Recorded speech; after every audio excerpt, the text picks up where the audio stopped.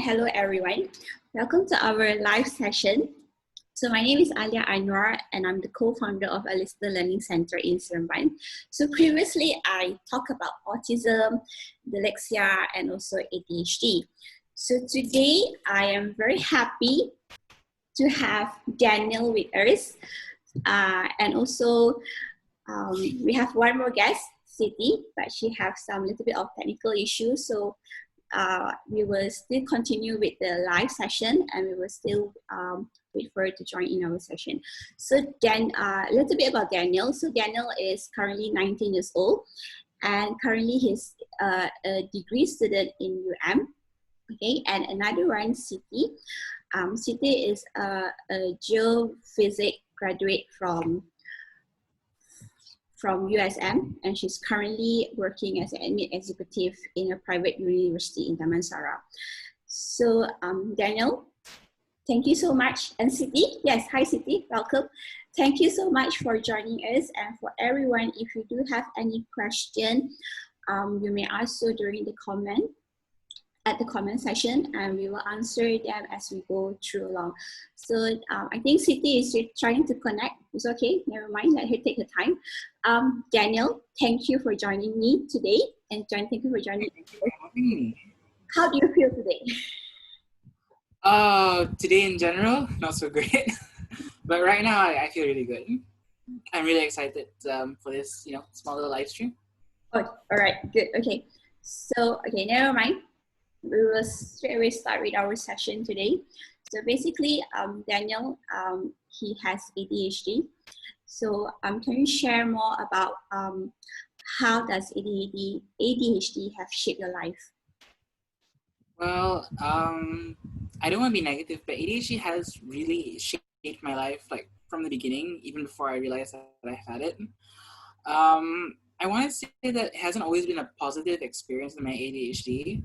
A lot of the symptoms that came with my ADHD and of course other people's reactions to it kind of hurt my self-esteem for a large portion of my life. It made me feel isolated from other people. It made me feel like I had low self-worth, and it just made it harder for me to exist, as everyone else does in the world that we live in. But I think once I understood what was going on, and this was like much later in my life, ADHD it's become more of a friend, not always a good friend to me, but I've understood it. And I think its impacts have lessened because I've grown.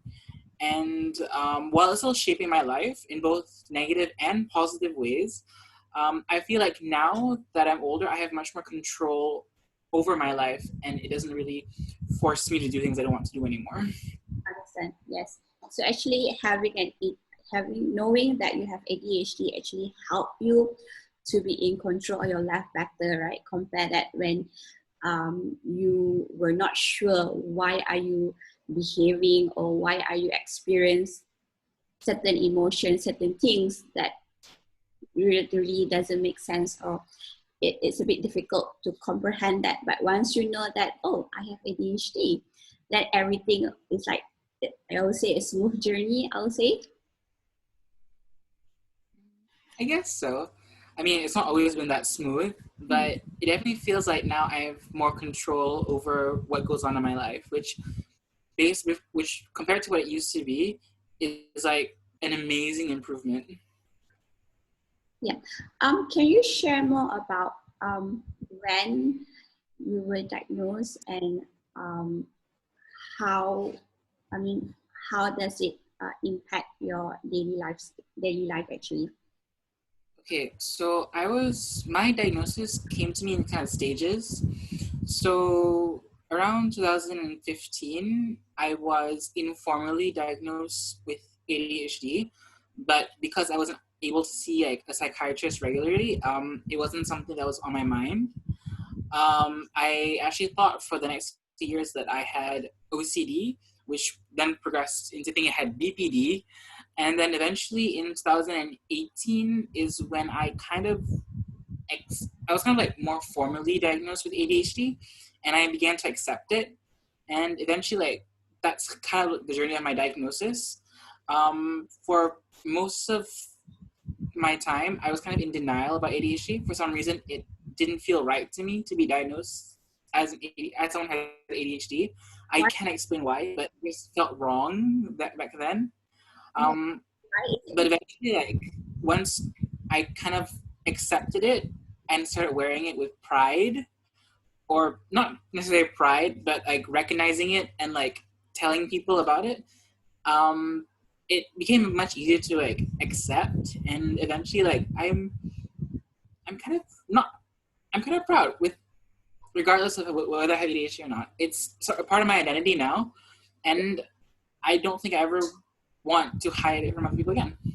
Yes, yes, that's very positive of you because obviously, I think you mentioned earlier that when you were in school that you were struggling, and then but right oh let's see here, Siti is trying to come in. Let's see if she can come in and join us. So I was saying that when you are in school, when you were not sure that what were you having. Hi, Siti.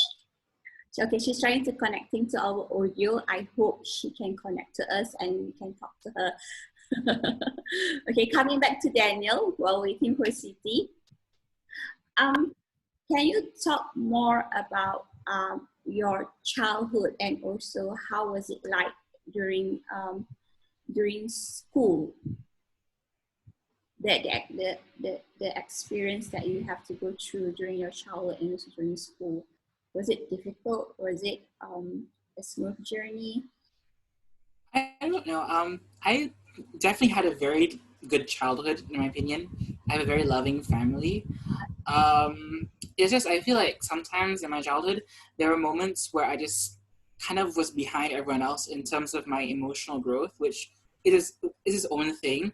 But when you have ADHD or you have some other form of like difference in cognition, or in some cases mental disabilities, it does set you back a lot further. So I was always considered a smart kid for a large portion of my life. Um, because like I like to learn, especially when you're younger. Like you can kind of like choose what you want a bit in a sense. Like things haven't really been solidified for you yet. But once I got to primary school, like towards the end of primary school, I started to notice that I didn't really study as hard as everyone else did. It was harder for me to pay attention, and it was definitely harder for me to like make friends and keep them.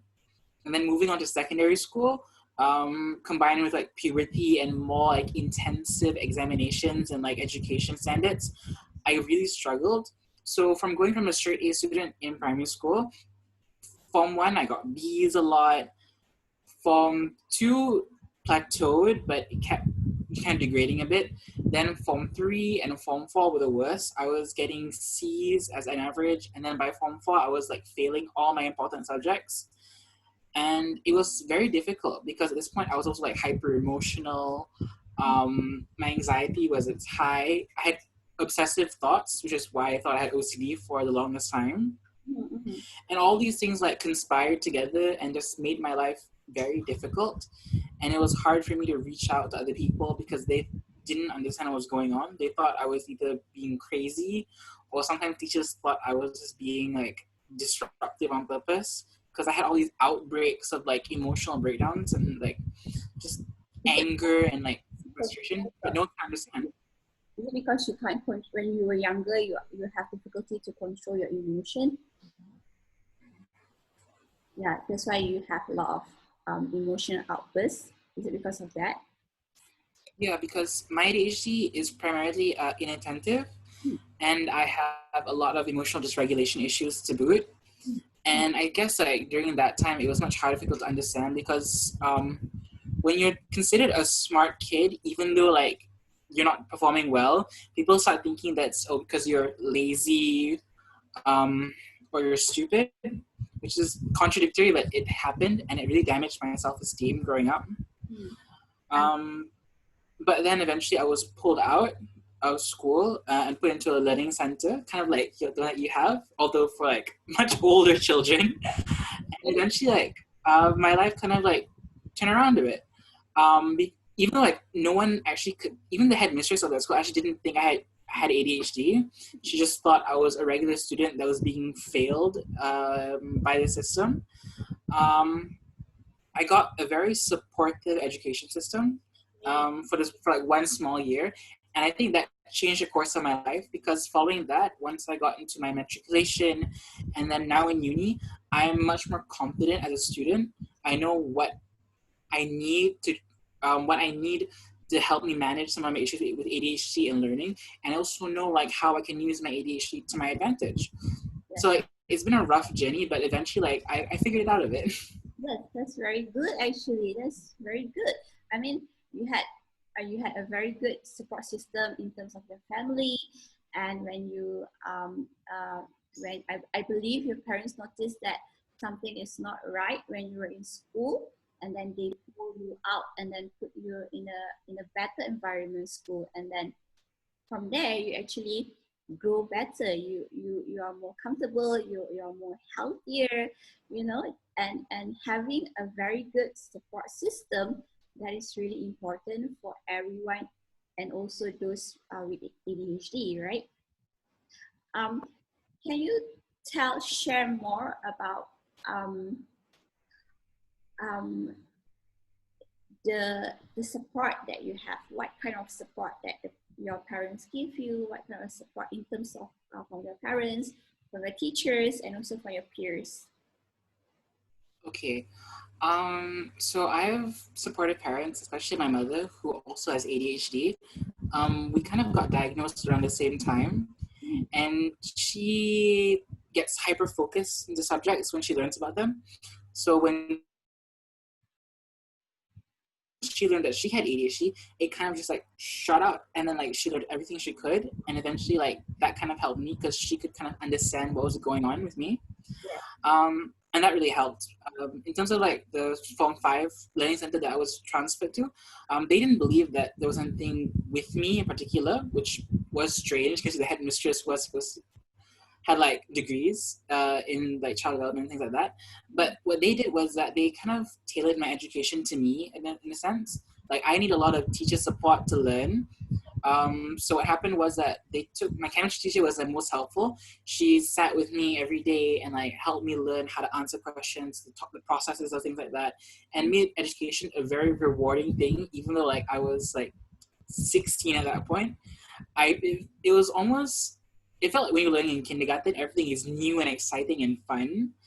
And I know this is not easy to apply for everyone, but that helped me a lot because it improved my self-esteem, because it was an education that didn't tell me I was stupid for not being able to understand quickly. It was an education that catered to my needs. And that one year helped me a lot. And then moving on to matriculation, I was more independent because of it. And I actually had like the most supportive teachers like for my entire batch. And everyone was really helpful. And they helped not necessarily in terms of like the education, because that one was kind of on me at that point.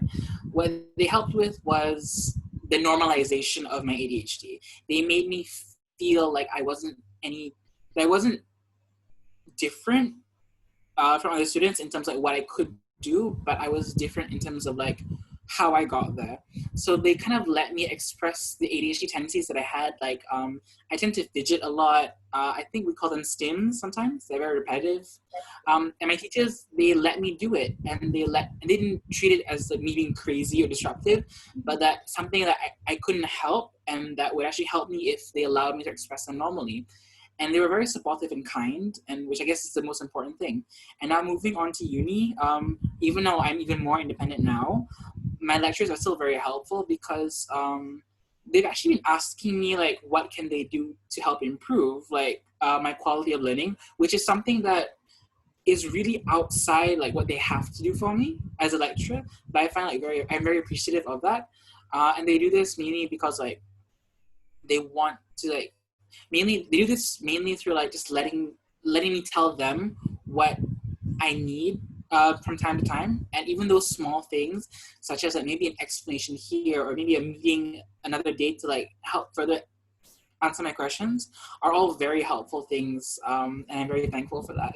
Yes, that's very good that you have a very good support system. That's why I also believe that having a very good support system is very important for not only for ADHD children, but for all type of children, because all children, they have their own ways and their own ways of learning. So we have to give them the proper support that they need, right? So just now you mentioned that you are ADHD, but more on the inattentive side, right? So to me, I always feel that inattentive side is very hard to notice compared to the hyperactive impulsive side. Because to me, I feel that hyperactive, correct me if I'm wrong, the hyperactive impulsive side is more, you see it very clearly in the behavior, right? They are all over the place and everything. But inattentive, they'll be very quiet. They tend to daydreaming a lot, and even if like I'm having a conversation with that person, halfway through my conversation, he might black out. He might think about something else, right? And then when you ask him a question, or I ask her a question, and then she'll be like, did you say something? I have to recall back. So I believe that also affect the social skill as well, because not many people have the patience to interact with you when you are zoned out. You get what I mean? Do you have that kind of experience as well? Yeah, a part of like why my childhood was not fun for me at times was because I had very low self-esteem, especially when it comes to like social interactions with children my age. I found it very difficult. I used to be bullied a lot by the other kids for like, anything, from the way I talked, my weight. It's always something that they kind of like came at me for. And my ADHD didn't help because I didn't really know how to meet them halfway in terms of like the social behaviors. I was a very slow learner in terms of like social behaviors. So it was kind of because of my inattentiveness. It was harder for me to form like connections with other people. And also like I prefer to be, it's not quite introversion, but I like to spend a lot of time by myself, because when you're inattentive, like your mind kind of like wanders a lot, which means a lot of interesting and fun things that happen up in here that no one else can really like see or notice. Yes. So I was always by myself a lot, in terms of like, growing up. So it was always hard to make friends with people, especially when you're inattentive. Because also when you're inattentive, like teachers tend to single you out a bit because then you're lazy, or like you just don't try hard enough, even though like you try so hard, but the connection just is never really made. It's not really there, right? Yeah, I think I can understand you, because like to me, I feel that inattentive, they are very creative, so they will make very good writer, very good author, and also very good painter or artist. And hyperactiveness, they will be those like very good in sport because they are very active. That is what I believe, because like the swimmer, what's the guy's name? The US. Michael Phelps. Yes, right. He's an ADHD hyperactive, right? So the mother put him into the swimming pool, and then he starts swimming and he can't stop. So now he's like a Olympic gold medalist already. And then if you are into Korean, so there's this one webtoon drawer. He's called Kian84. So he also diagnosed with ADHD but inattentive. So he writes. He come up with very good comic. Yeah. So that's how I see it. So okay. Come back to our question. City is still having trouble with the her connection and stuff. So we still cross finger that we guys, if you can still able to get her through, we still cross finger. Hopefully can get her through. But anyway, we'll still continue with our sharing session. So just now, can you share more about your strength in terms of how do you how do you optimize your ADHDness in your daily life? Strength when it comes to ADHD. In terms of like optimizing my ADHD, it's been a very long and gradual process for me. But I think it's one that I've understood like what I need. And I think the identification of your needs is a very powerful and important thing to know. I know for a fact that I'm very teacher-based learning. Like I need someone there to bounce ideas off of, to explain to me like how things work. And I know that it's a bit more labor intensive. It takes a bit longer, but what I learn tends to stay with me for a very, very long time. I need that human element of someone passing information on to me, someone actually actively teaching me. And I know that if I can't seek that in another person, I can try to replicate it the best I can with myself.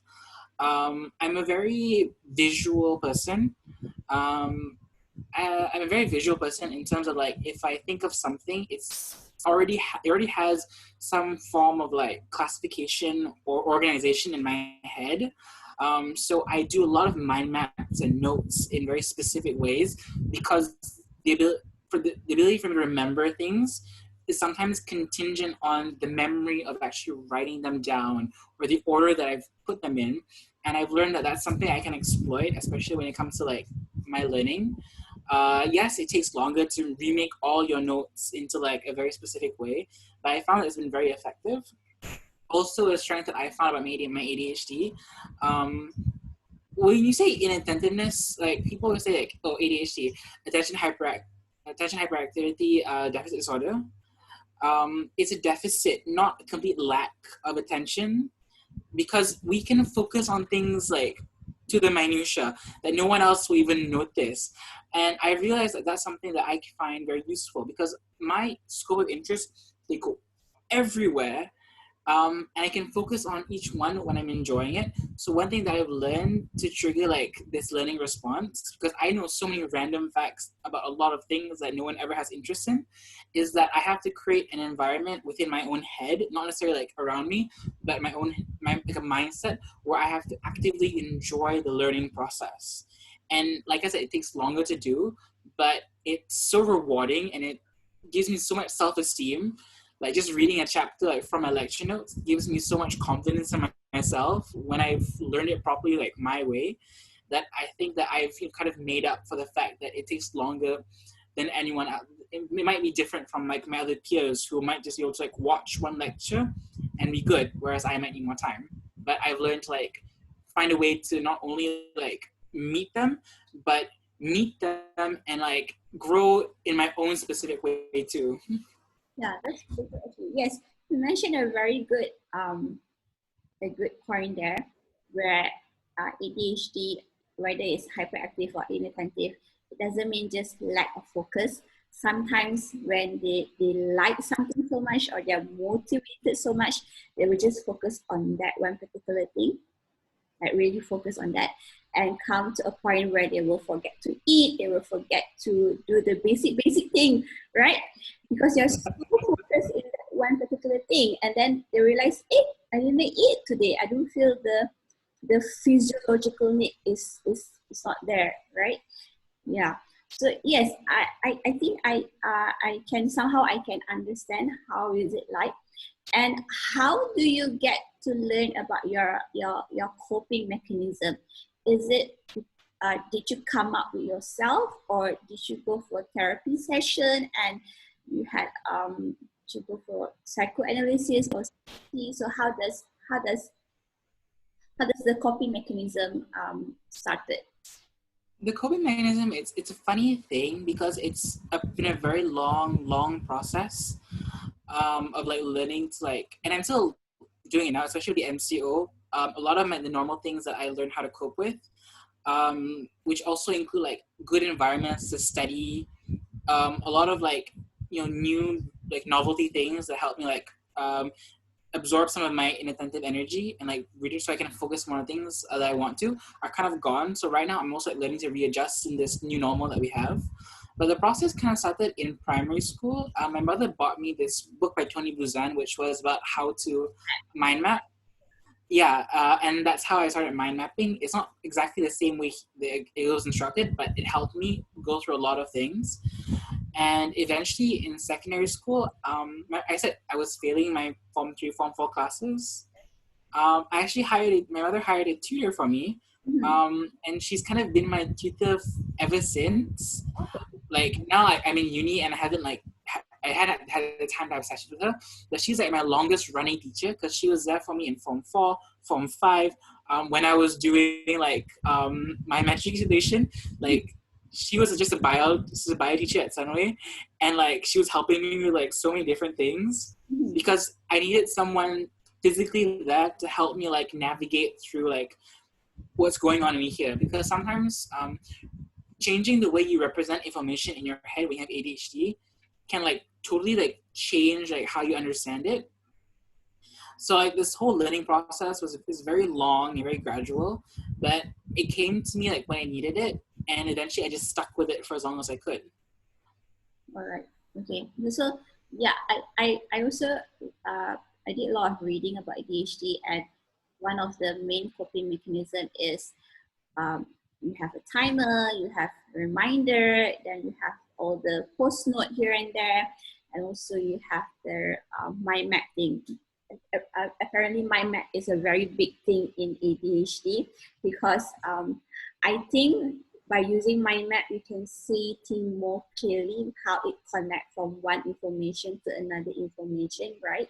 Because correct me if I'm wrong, the mind of ADHD is like a very busy highway.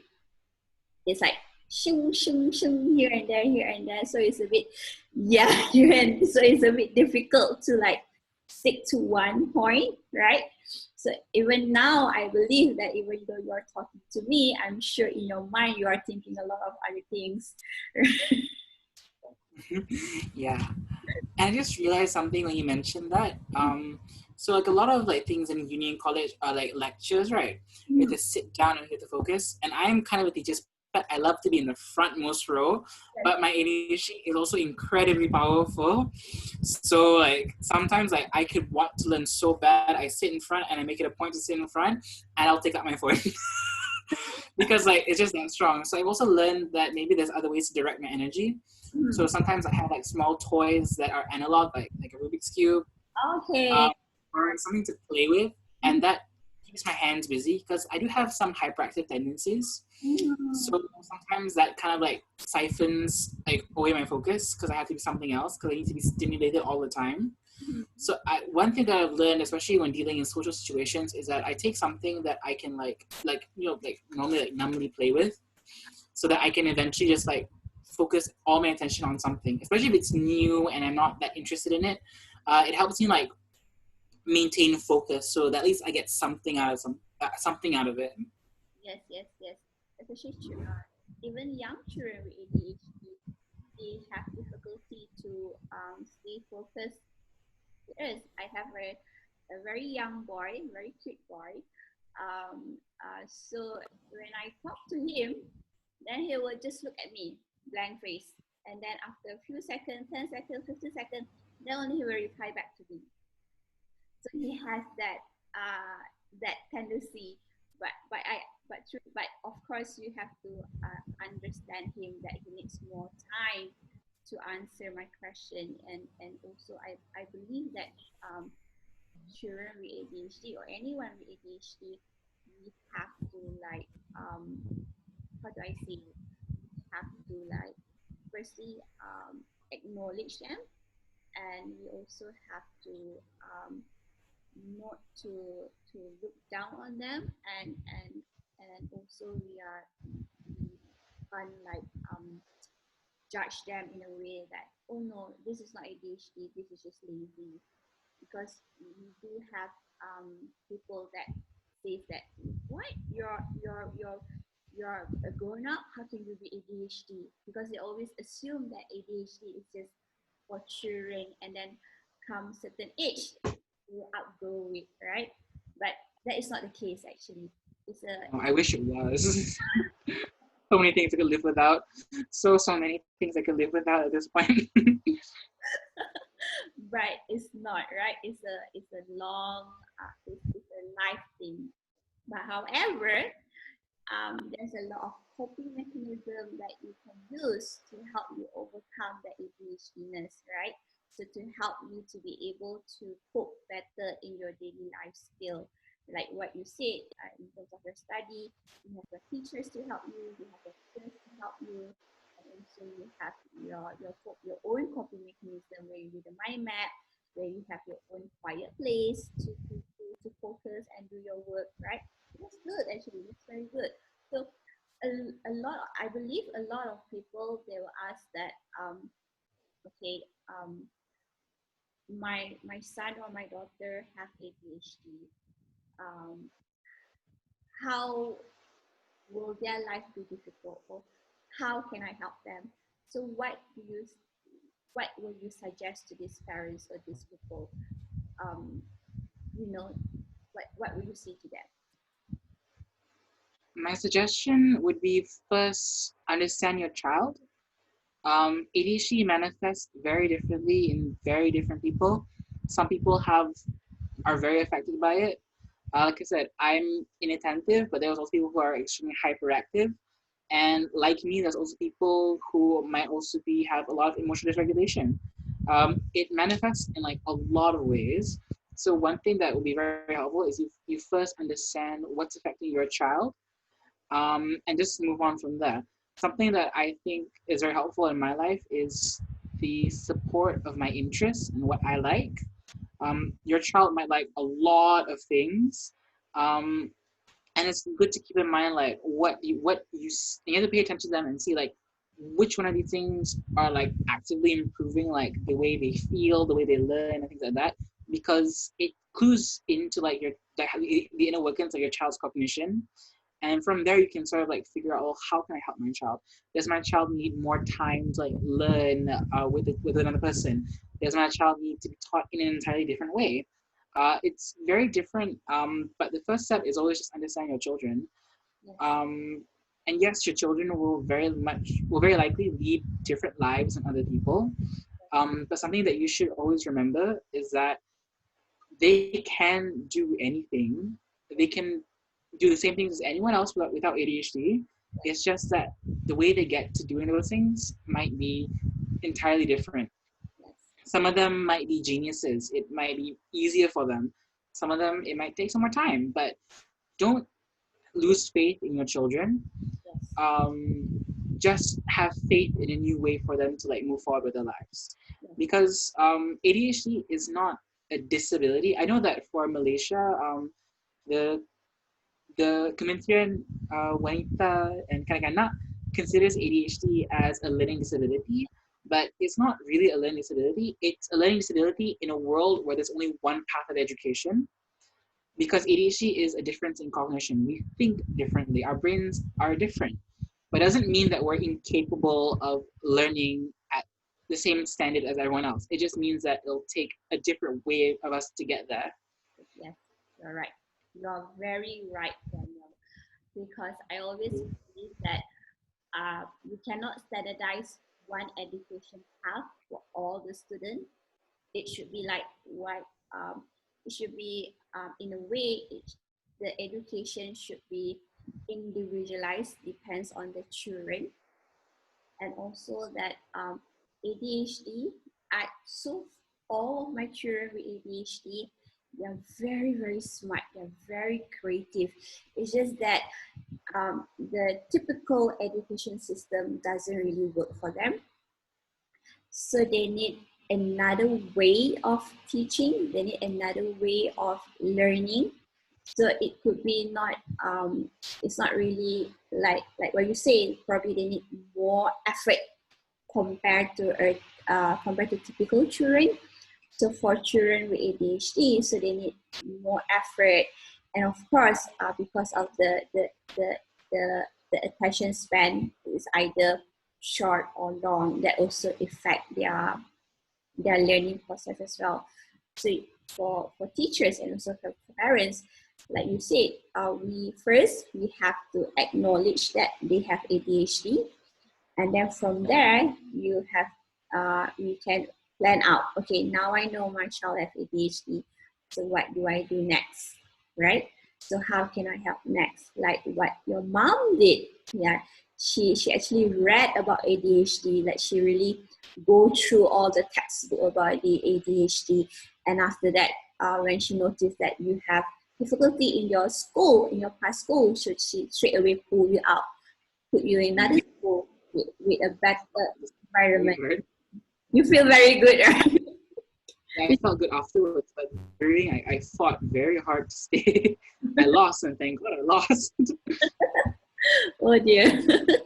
So then after that, when you are in school, when you're in different environment, you actually strive better. You get more better, right? So helping children with ADHD obviously is like acknowledge them and make sure that they have a good support system, I would say. Because to me, I'm not sure about you, but when I notice my children with ADHD, they are very sensitive soul. They are very sensitive in a way that you really have to watch what you say with them because they take it to their heart. Is it true? Yeah, I'm not sure if it's like a thing that with us for some reason, but I'm very emotional. I think it's just emotional dysregulation is something that is a major. It's one of those things. It's one of the symptoms that you need to diagnose ADHD is emotional dysregulation. So sometimes we're desensitized. Sometimes we're overly sensitive. Sometimes we also hyperfixate, and then also throwing all this issues with like our self-esteem with other people. It becomes very difficult to, to have clear emotions sometimes. Yes, yes. So Like small things can really hurt, and big things might be able to you can brush it off quickly.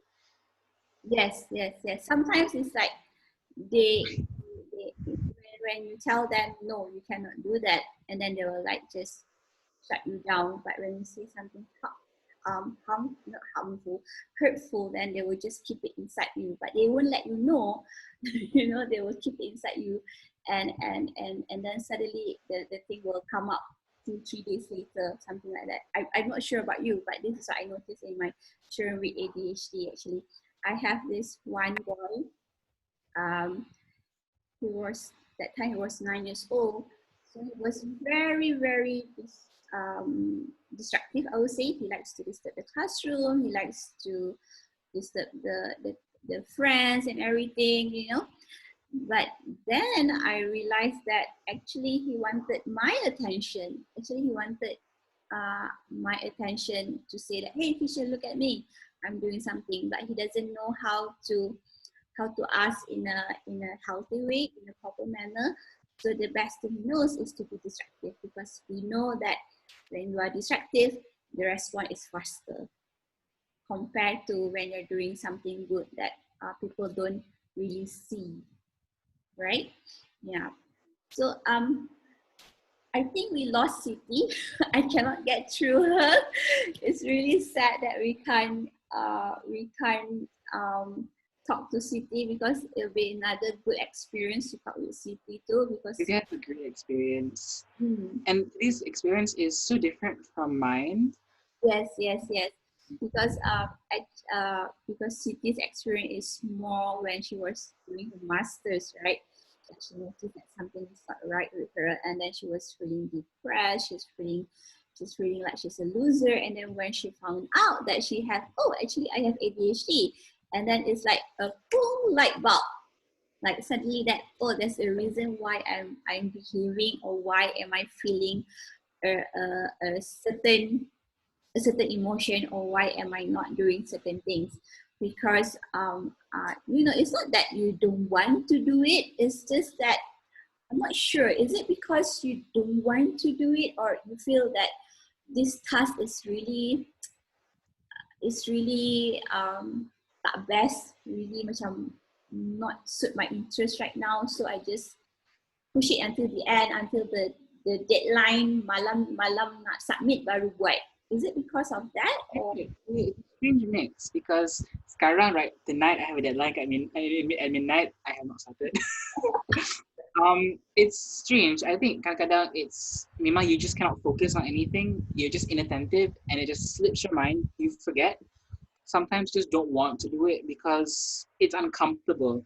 I think people don't understand ADHD is that it's a way of it is our brains. It's us, and then things that are not we don't like kadang they have a physical reaction, and it's truly uncomfortable. Like when you don't want to do something, but you know you have to. I know for like normal people, it's like I don't want to do it. I have to. It's like that. With ADHD, it's a proper physical sensation. It's a form of stress that happens because you're kind of like being forced to do something you don't want to. And then sometimes it looks like the need for like that adrenaline that comes with like last minute stress. And it's not easy. It's very different all the time. Sometimes I like something so much, I still don't do it until the last minute. Even though like I know how to do it and I love it, it's just because like there's no motivation in terms of it's not like I don't want to do it. It's just like the I cannot think to do it like until the last moment because like because the gears in my brain just don't start turning, and it's very disruptive in your life sometimes. So like it kind of needs to be managed in certain ways because it's always different, and that's what makes it typical of ADHD is because that we're not necessarily built to function in the same way everyone else is. So sometimes things that might seem easy for other people are harder for us because we physically like cannot cannot like meet the mold. Like we can't fit in. But I think sometimes like we just have to do it, which is what I do. I tend to force myself when I really have to. I just, I try my hardest. But then that's just my experience. Some people really cannot force themselves. And I think this is where sometimes like you need to step in. Like if you're like a friend or a parent or a teacher, you need to like step in and kind of try and, get the process going.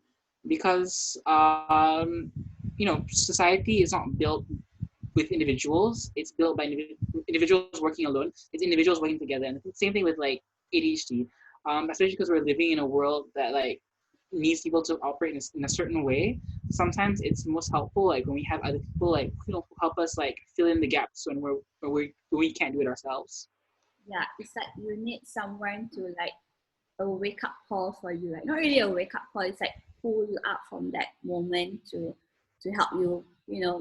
Help me do something because I of course obviously it's a bit difficult for me to understand that because outsider they will say that, oh, you're just lazy. There's no such thing as you don't want to do this, because it's very hard to understand it, and unless you feel it yourself, then only you know that, oh, actually it's not I don't want to do it, I want to do it, but the drive is not there, the motivation is not there. Is it because of the executive functioning skill? Because when it comes to ADHD, they do have that executive functioning difficulty where they unable, not they have difficulty to understand that the priority, what is. Yeah, it's very difficult. Mm, But it's also strange like the executive function. It's because I think for certain things like personally my executive function comes in the process of like doing things that I should be at like specific times, but then it's not always the same, which is like so strange. So I live with my parents for most of my life, but for 2 weeks when I went to Harriet Watt for a training program, I was living on myself, and I managed everything. My executive function was at its peak semester two, with the exception of like I didn't want to do the group work because I didn't like my group members. But right? like it's because like prioritizing is hard, but it's also like the environment you're in because it's it's how we experience the world. ADHD it shapes how we experience the world. So certain things we might not be able to prioritize like doing it, like schoolwork might be hard to do or chores. But then it's also the environment you're in, and sometimes it requires your own effort to like get over like your inability to like prioritize certain things. Like I do a lot of planning in my calendar. I have a lot of alarms, a lot of notifications set because I know that sometimes I need to do something and I can't like find other ways to do it, so I have to do it, the way it's normally done. But sometimes it's also like your environment and like the circumstances you're in. Because I feel like ADHD, like we're incredibly, well, personally, I can't say we because like it's a very broad and very like diagnosis. But personally, I feel like when I'm in an emergency or I'm in a high stress environment, I function very well. Like I might have a small breakdown, but I get over it, or like I do my best to overcome what I can, and I do my work. So many last minute submissions I've done, I've finished it. So many group projects where I am the one who has to do it. Like I take initiative, and it's not ideal, but in those moments, like all of a sudden, I'm a master prioritizer, and my executive function is at its optimum. And it's just it's I don't know. It's just the way I experience the world. It's not always going to be consistent. You have how do I say, you at your peak when you are in, your body is in a stress mode, right? Suddenly, I wish it. Yeah. not healthy, but you know that how no, not funny myself, but somehow when you're in that stress mode, when you are in the crisis mode, you are able to focus better. You're able to think better. Is it because you know you are in a stress mode? You are in a crisis environment, and you have to focus on that one particular issue. So you block out all the feeling or the unnecessary thinking? Is it how it works? I think it's because something with ADHD, it's deficit in attention that we have. It's not a lack of attention. It's just that our attention works differently. Yes. So in high stress environments or situations, especially when your body is like responding to stress, like all the adrenaline, the cortisol, Yes. it just narrows your field of vision. And it's not, we still recognize that like it's not fun, but it kind of like strips away like all like the blurriness of like what to do. Mm-hmm. It's not optimum either. Like I've done a lot of work that is serviceable in those like panic moments, but I also have a lot of panic attacks that happen because of it. A lot of stress induced breakdowns. It's not fun. It's just like it's kind of like a survival thing almost. I don't want to say that because it sounds weird, but it's more like when the pressure is turned on, like all like my energy is all of a sudden like focused into one thing, and it's something that I'm still trying to figure out like how to like not replicate, but find a new way to like hyper focus in that sense without all the stress that comes with it. Yeah, yeah. You can use it as your strength actually. So in terms of you when you use it as a strength, so I believe that working in a high risk environment will be very good for you, because you know that you are able to perform better. You don't have, you might how do I say, you are able to really focus, and you're not emotional, not really emotional, no, that's not the right word actually, more like you are able to filter out the unnecessary information, and you can see which information that are important at that particular moment, right? Is it something like that? Yeah, it definitely is, and it's not a good thing to rely on. Like I'm always angry at myself when I have to do it, um, because I put stuff off because of poor executive function from time to time. Also, like sometimes it's hard to do the work that you're given because you cannot think of how to do it.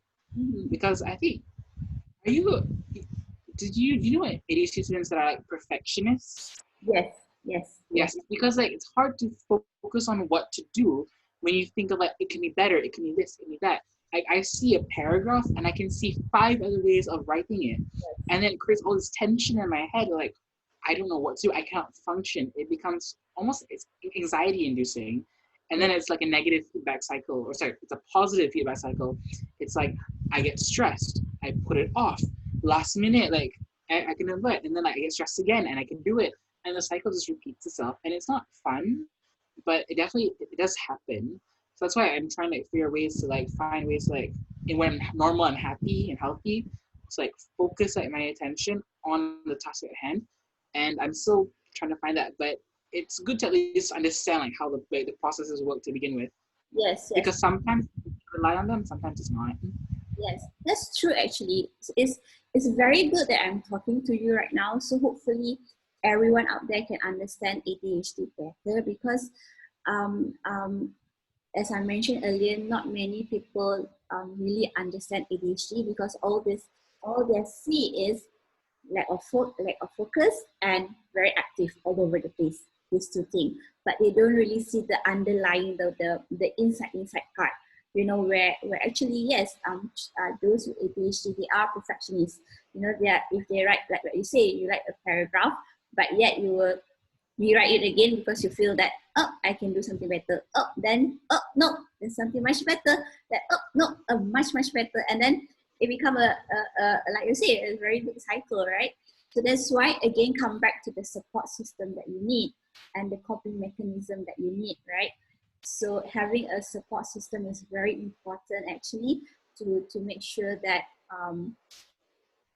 that you are able to at least someone to tell you that hey it's okay, you're doing great, so you can move on to another activity, right?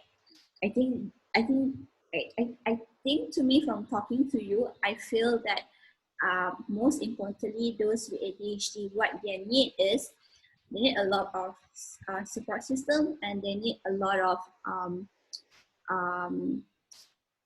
love and trust from other people. Trust that they can do it, they are able to do it. It's just that you have to trust them, give them some space, and guide them uh, for them to grow, right? So And that something people, sorry, continue. no, continue, please Oh, continue. sorry. Okay. I think something a lot of parents with children with special needs don't seem to realize in the moment is that for a lot of the time, if you invest a lot of effort into providing your child with the tools that they need in order to like succeed in the world, they can take that and carry it on their own. As far as ADHD, it's because like it's just the way we see the world. It's our how we experience the world is different from other people. It's very similar. Sometimes it's incredibly different. But one thing that is the same is that we grow and we learn and we adapt just like anyone else, or not like anyone else, but those are still processes we understand. So when you teach your children like to have faith in themselves, or to like believe that they can do things, or teach them methods of doing things that are often to them, as they grow, they'll ingrain these things with them, and they'll carry these things, um, and they'll be able to function like at their optimum. It's not something that you constantly need to support them. What you need to do is that you ensure that they have the support that they need. It's a requirement for their like development. You need to like give the children the opportunity to learn, because something that I think is very important for ADHD is that we have to like exercise some form of independence in a sense. Yes. Like I said, I lived with my parents for like most of my life. I've never really been separated from them. But when I went off for like a short program at Harriet Watt, I was on my own for 2 weeks, and my mother was like concerned, like, oh, how am I supposed to like function daily? Because like I'm supposed to wake up early for the bus. How am I supposed to like clean up after myself? And I did amazing those 2 weeks all on my own, Yes. because like my experience changed in a sense, but I still had all the tools that I needed um, to like kind of counteract like the more negative aspects of like my cognition. Yes. And I think that's something that's very important to remember. Yes, that's right. I agree with you totally. Yes, you are right actually. Again, we have to give them support and guide them, but still we need to give them the opportunity for them to grow, right? Not to like, how do I say, not to really like to hover them all the way through, but give them support, but yet give them space for them to grow. Okay, we are running right out of time. We actually talked for 1 hour. I've talked for longer. I've talked all the way from KL to Teluk Intan nonstop. but but time is not on our side actually. Okay, last word from Daniel. What will you advise for parents with children with ADHD and also teenagers with ADHD or anyone with ADHD? What is your advice for them? think like my advice is what I've been saying the past hour. It's that you have to address the needs of the child in concern. You need to customize like methods and like learning strategies that help them like live like everyone else, but understand that they're entirely different. I think the acknowledgement that your children are different is very important when it comes to ADHD. But you should also remember that just because they're different doesn't mean that it'll impede the way like for them to succeed in life. It'll just look different. Your children are going to be different. They're fundamentally different, and that will be something that's true for their entire lives. What you have to do is just you have to acknowledge it. You have to find a way to support them in relation to themselves, and eventually, if all goes well, your children will be like they'll live great lives. Yes, that's right. You are right. Yeah. Is a good example is you, right? You're in uni, you're having the best time of your life, even though there's up and down, but still you are doing great, right? Yeah. So again, what's important is that you have to have acknowledge them, give them the support that they need, and also I think Siti mentioned something in our previous session actually, that you have to trust your child, right? Trust your child that they can be somebody, that they can overcome their ADHDness, right? So I guess I have to stop now. Thank you so much, Daniel, for joining us and sharing about ADHD and your life with ADHD with us. And I hope anyone out there, this session has been beneficial and an eye-opener for everyone. So take care, everyone. Stay safe. Bye-bye, Daniel. Take care. Keep in touch, yeah? Yes, I will. I'm going to message you later. Bye-bye. Take care.